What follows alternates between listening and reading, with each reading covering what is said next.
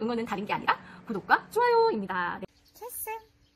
안녕하세요. 최쌤의 농업톡톡의 최쌤입니다. 요즘 올해 심은 샤인머스켓이 한창 거올라가가지고 기역자나 T자로 유인을 하시는 분들이 많은데요. 유인을 하고도 목표 지점까지 주지가 다 큰 경우도 지금 발생을 할 때입니다. 그래서 이때쯤 이제 처음 키우시는 분들은 이거 주지를 갖다가 잘라줘야 될지 또 말아야 될지, 그리고 또 주지에서 나오는 부초들은 또 잎을 몇 장을 놔두고 적심해줘야 되는지 하나하나가 다 고민이실 거고, 그리고 또 뭐 교육 가보면은 교육하는 사람마다 다르고 분수다는 사람마다 달라가지고 이 말을 들으면 잘라야 될 것 같고, 또 저 말을 들으면은 지금 자르면 큰일 날 것 같고, 정말 헷갈리는 그런 상황이실 겁니다. 제가 그 마음이 이해가 되고요. 그래서 오늘 최쌤은 이것에 대해서 제 나름대로 정리를 해서 하나씩 좀 말씀을 드리겠습니다.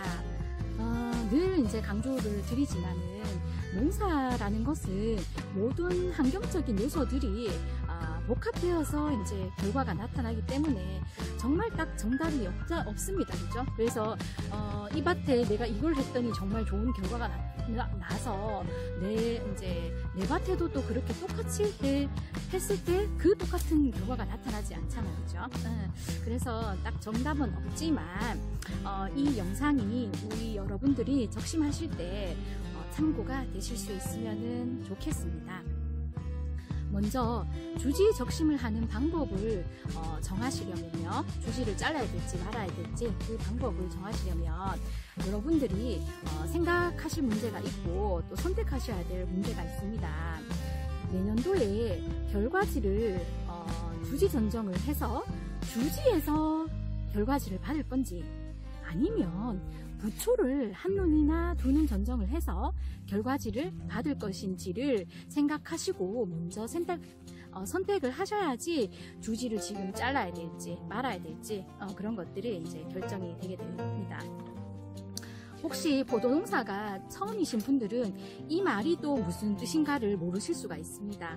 그래서 잠깐 설명을 드리자면은 주지 전정을 한다는 것은 겨울에 전정을 하실 때요. 겨울에 이제 전정을 하실 때 이제 내년도에 이 본눈에서 결과지를 받아가지고 이제 열매를 달겠다는 뜻입니다. 그죠? 그래서 이 본눈을 갖다가 받으시려면 요거를 주지 부분에서 짤막하게 요 밑에서 끊어야 되겠죠. 그죠? 예, 그 말이고, 그리고 부초 전정을 한다는 것은 지금 이게 주지에서 이제 원래 나왔는 부초입니다. 그죠? 부초인데 지금 부초 전정을 한다는 것은 여기 부초에서 나온 거를 갖다가 여기 눈이 있죠. 그죠? 여기를 잘라가지고 여기를 잘라서 여기에서 나오는 그 새순을 받아서 결과지를 사용을 하겠다는 그런 전정입니다. 그래서 여기를 대밑에 주지 부분을 잘라가지고 본눈에서 결과지를 받을 것인가, 아니면 원래 키운 이 부초를 갖다가 여기에서 잘라서 여기에서 내년도 결과지를 받을 건가, 그거를 우선 결정을 하셔야지 지금 이 시기에 내가 목표한 지점까지 왔다고 했을 때 이 주지를 갖다가 뭐 잘라야 될지 그리고 더 키워야 될지가 결정이 됩니다. 그러면 먼저 내년도에 주지 전정을 해서 결과지를 받고자 할 경우에는 주지가 지금 내가 목표한 지점보다 넘어서 크더라도 자르지 말고 8월 10일 이후에 적심해 주시면 됩니다.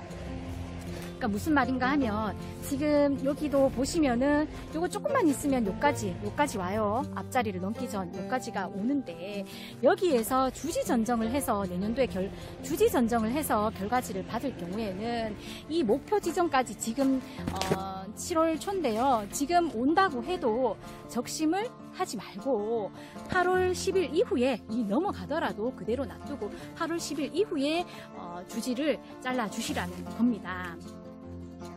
이 이론은 주지 적심을 늦게 하면은 이제 부초가 잘 안 나와서 부초 적심 노동력도 이제 저감할 수가 있고 주지가 굵어지는 것을 방지하고자 하는 이론을 이제 기초로 하고 있습니다.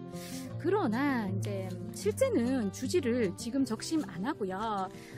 그냥 놔두어도 앞에 부초는 지금 여기서도 보시는 바와 같이 부초가 틉니다. 그래서 잘라졌을 때보다는 뭐 덜 크겠지만 부초를 적심을 해줘야 되는 그 노동력이 이제 실제로는 들게 된다는 것이고요.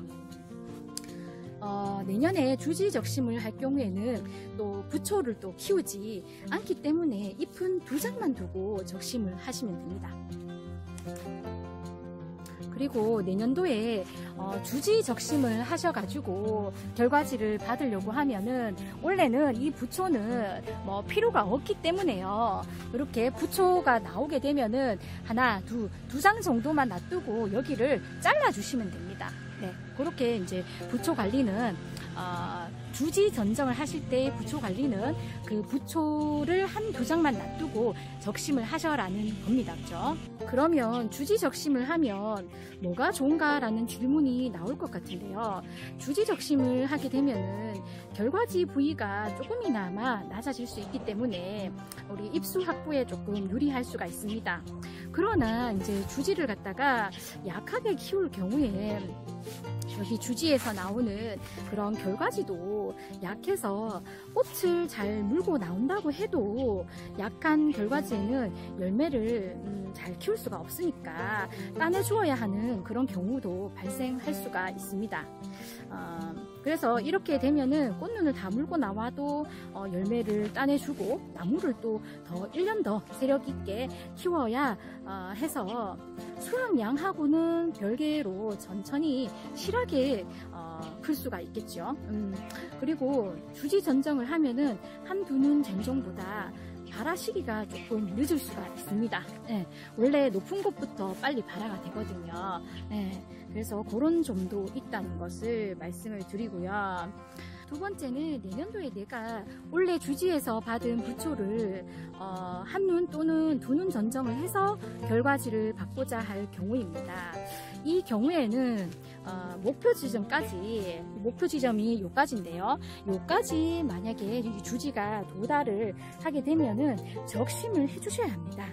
주지를 적심하게 되면은 앞쪽으로 이제 양분이 쏠리게 되고 주지도 어느 정도 이제 주지 굵기도 어느 정도 확보하고 또 부초도 고르게 지금 부초가 약하거든요. 근데 저기를 이제 막아주게 되면은 부초도 고르게 받으실 수가 있습니다.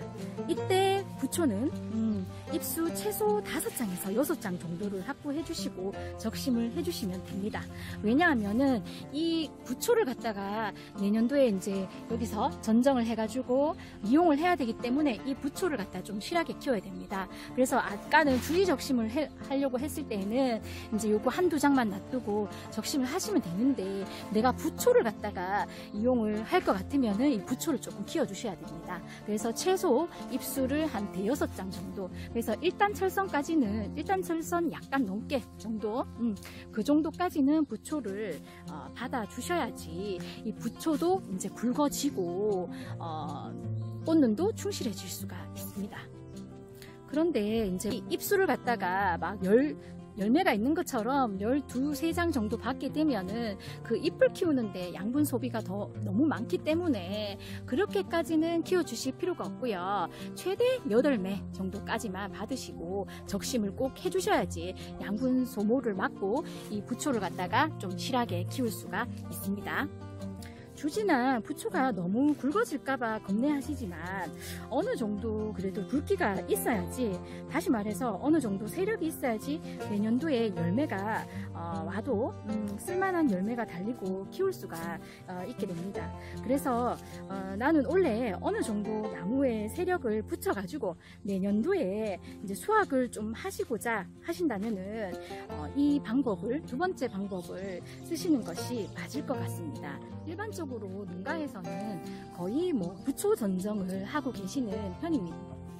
따라서 제가 간단하게 최종적으로 정리를 좀 해보면요. 나는 좀 약하게 천천히 가겠다. 2년 차에는 열매에 큰 욕심이 없다 하시면은 주지 적심을요 8월 10일 이후로 하시고, 부초도 주지에서 나오는 부초도 많이 받을 필요가 없습니다. 부초도 이제 한 2장 정도만 받고 적심을 해주시고요. 나는 원래 좀 세력을 붙여가지고 내년도에 열매를 좀 달아보겠다라고 하시면 이제 주지가 목표 지점까지 이제 자라게 되면은 적심을 하시고요. 그리고 여기에서 나오는 주지에서 나오는 부초들, 주지에서 나오는 부초, 요 내년도에 이제 전정할 부초입니다, 그죠? 이 부초들은 최소 부초의 잎은 최소 이제 6장 정도 이제 받아가지고 부초도 이제 어느 정도 굵게 키워주시면 되겠습니다. 농사라는 것은 늘 말씀드리지만 모든 환경적인 요소들이 복합되어서 결과가 나타나기 때문에 정말 딱 정답이 없는 것 같습니다. 이 영상이 아무쪼록 여러분들이 적심하실 때 조금이나마 참고가 되고 도움이 되었으면 좋겠습니다. 오늘도 최쌤이었습니다.